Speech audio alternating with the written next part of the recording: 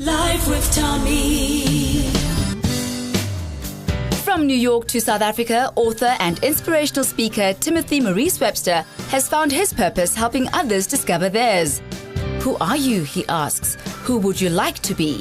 From this emerges Personovation, the journey to personal brand innovation. Oh, you certainly do deserve that applause. Thank you so Timothy much. Webster, brand master extraordinaire. What is that? Brand master. Yeah, well, firstly, thanks for having me. It's such an amazing audience and a great platform. And I'm really grateful to work in the personal branding space.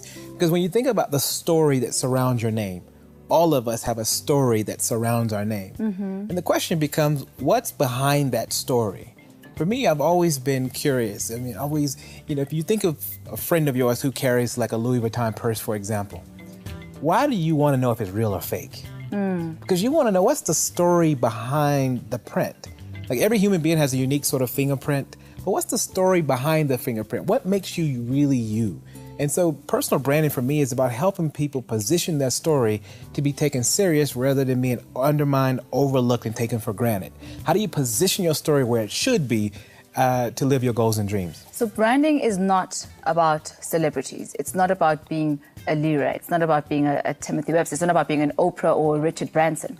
But you are saying that every single individual is a brand. I'm saying that every single individual has a number of stakeholders that matters. One of my favorite personal branding stories is when a child reaches up to their mother. What that child is saying is that I know you've got me.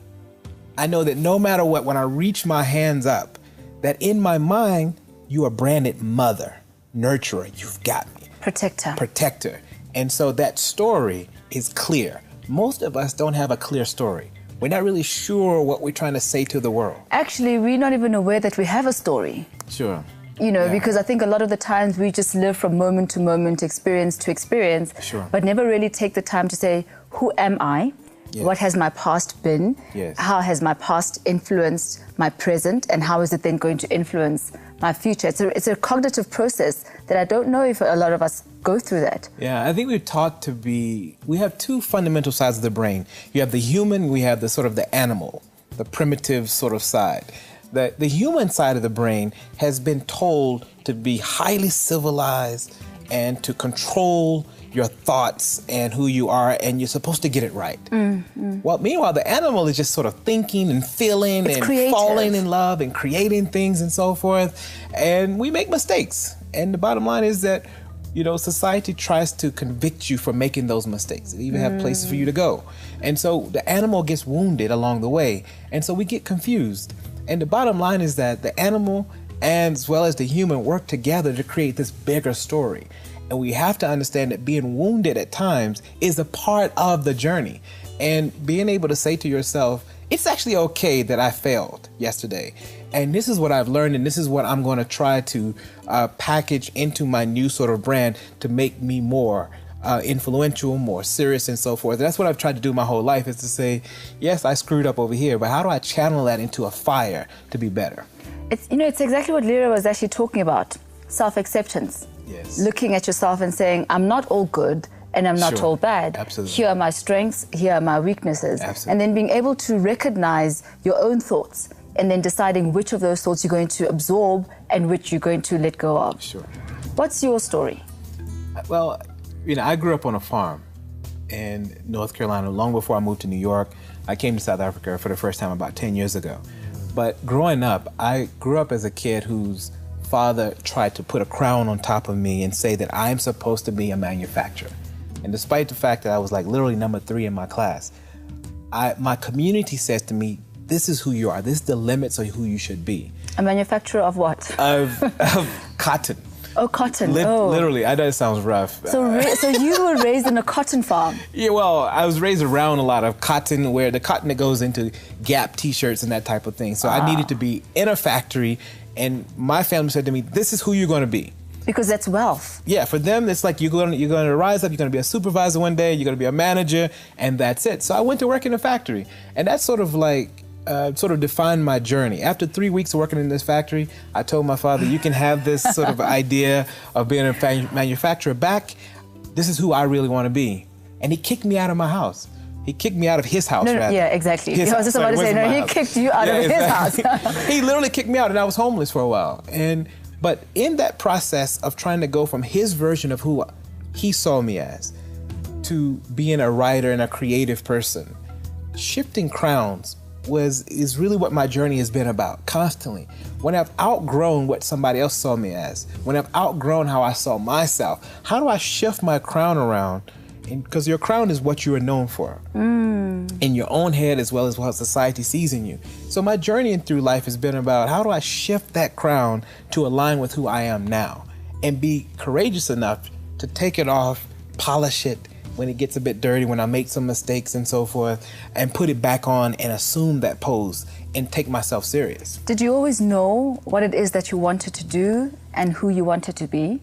You know, it's interesting. My latest book, Personation, is a word that I made up. I don't know if you know, you can make up a word and put it on Google, and you can Google mark it. Oh, really? Yeah. When I was a kid, I used to make up words. I physically used to make up words. My friends in high school used to tease me because I felt like I had ideas that there currently is not a word for.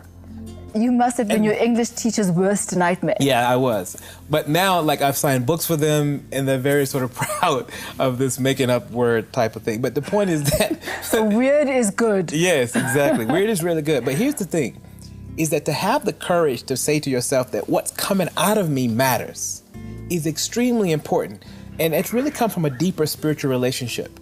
Like, I don't necessarily say you have to be very religious, but I think you need to be in tune to settle your thoughts, because when a powerful idea comes and a powerful thing rises up in your spirit, you need to have your thoughts collected to be able to receive it.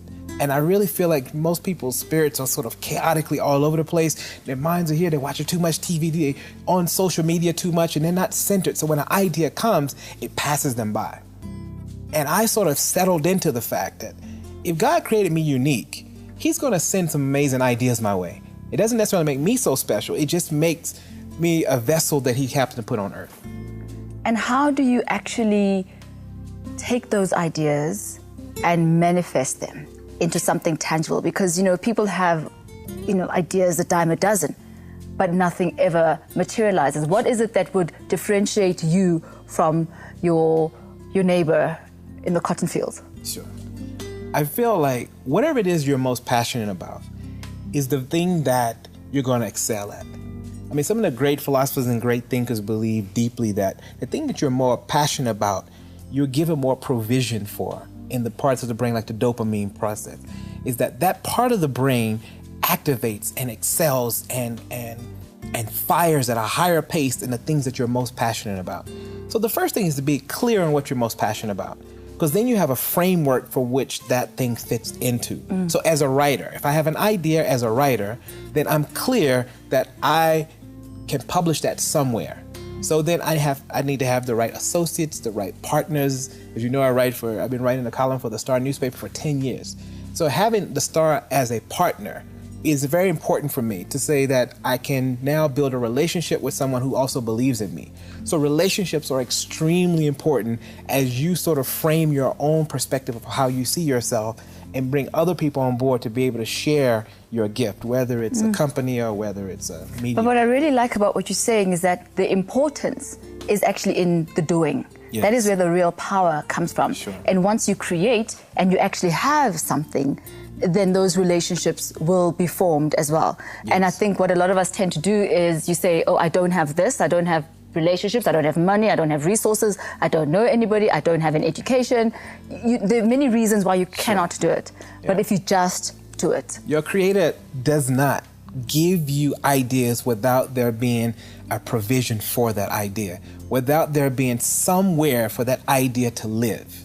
That idea comes because there is an opportunity for you, and He thinks you're special enough to be able to translate that idea into some sort of tangible economic benefit for yourself. It comes to you through you, absolutely, for the world. That's perfect. Timothy Webster, thank you so much for joining us on Life with Tommy. And I love hearing you speak. I love your workshops. And you're my writing buddy in that other magazine. Yes, exactly. Thank you very much. Thank you so much. That's Timothy Webster, living a life that really he has created and showing others how to do that as well. I don't know, and I cannot think of a better way of being and of living. We'll be back after the break. Life with Tommy.